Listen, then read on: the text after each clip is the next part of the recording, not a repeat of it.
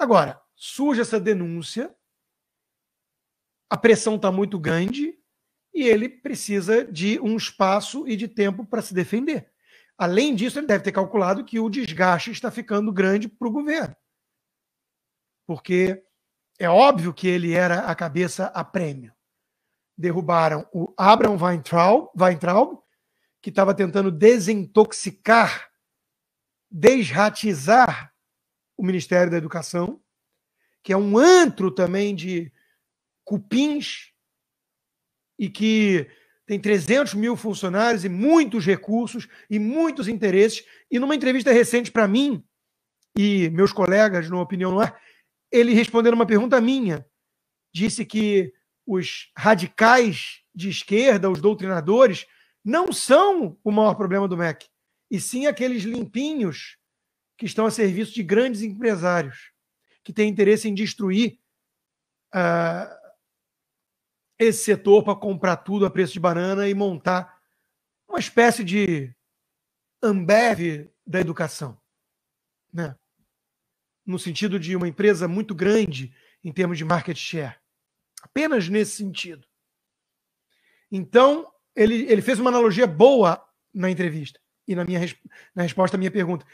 Você tem mais medo do quê? Que teu filho ande com um craqueiro ou com um sujeito refinado que chega com calça caque, camisa social para dentro, fala mansa e no fundo é um traficante de drogas que vai levar teu filho para o mau caminho? Qual apresenta a maior ameaça? Então, o Weintraub comprou corajosamente uma briga com essas máfias. Foi derrubado. Derrubado e saiu do país com medo. A sua família não está em segurança, de ser preso de forma arbitrária e por aí vai. Depois conseguiram derrubar o Ernesto Araújo. Esse é educado, tem fala mansa, mas tem convicções. E as defende. E as defende, ou defendia, no âmbito global, inclusive com discursos enaltecendo os pilares da civilização ocidental judaico-cristã, os nossos valores mais caros. E isso hoje é um pecado mortal. Porque os cosmopolitas liberais, entre aspas, seculares, são relativistas morais.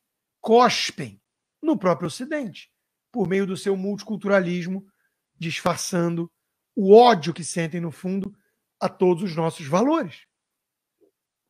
Conseguiram derrubar o Ernesto Araújo, a China agradece. E óbvio que o próximo da lista era o ministro Ricardo Salles.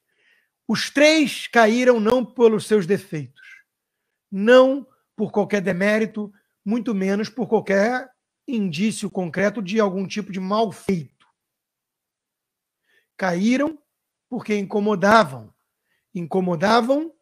a patota que não aceita até hoje o resultado das urnas, que não engoliu os quase 58 milhões de votos a favor de Jair Bolsonaro com a sua agenda defendida em campanha de forma muito clara e que, pasmem, coisa rara na política nacional, ele tenta adotar. Não era estelionato eleitoral, não era discursinho, não era bravata. E essa turma não aceita e não quer um governo de direita no Brasil.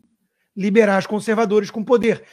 Nós, e quando eu digo nós, é a direita, todos os que se consideram liberais e conservadores, nós vencemos, mas não levamos. E isso, de certa forma, era esperado.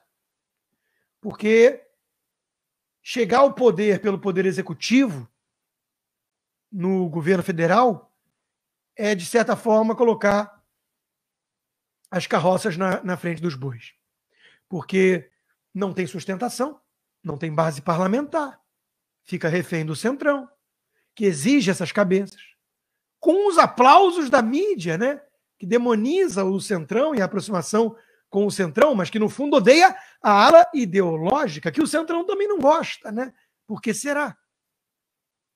A ala ideológica da imprensa, leia-se, os militantes tucanos e petistas, disfarçados de jornalistas, são os que mais falam em ala ideológica do governo e os que mais pedem a cabeça de gente como Ricardo Salles, Weintraub e Ernesto Araújo. Por que será, né?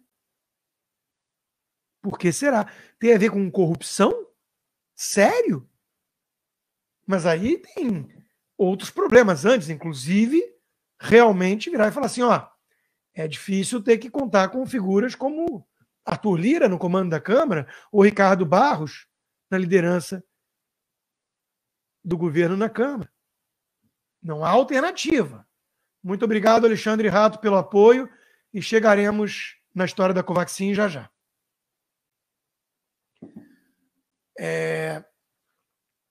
Mas eles denunciam isso ao mesmo tempo que eles cobram do governo maior articulação e conversa com o próprio Congresso que foi eleito. E que acusam o presidente Bolsonaro de ser autoritário e o bolsonarismo de ser integralista, fascistoide. Ué, são coisas muito incoerentes, são acusações que não se sustentam na mesma frase. Então, o Ernesto Araújo caiu por corrupção, o Weintraub por corrupção, o Salles que seja, não há nada comprovado ainda, e ele apresentou sua defesa e parece muito robusta. Inclusive, esse material apreendido não está comprovado que ele é ilegal. E essa era a grande acusação de vários deputados e senadores que pressionaram o Ministério para fazer alguma coisa. A gente sabe como é que é a burocracia. Apreendem uma carga, acusam de parecer irregular e fica por isso mesmo, num valor multimilionário apodrecendo. Portarias que emperram o devido processo legal, que usurpam o império da lei. Eu acho que esse delegado Saraiva vai ter que ser investigado em algum momento. Porque há todos os indícios de uma ação partidária.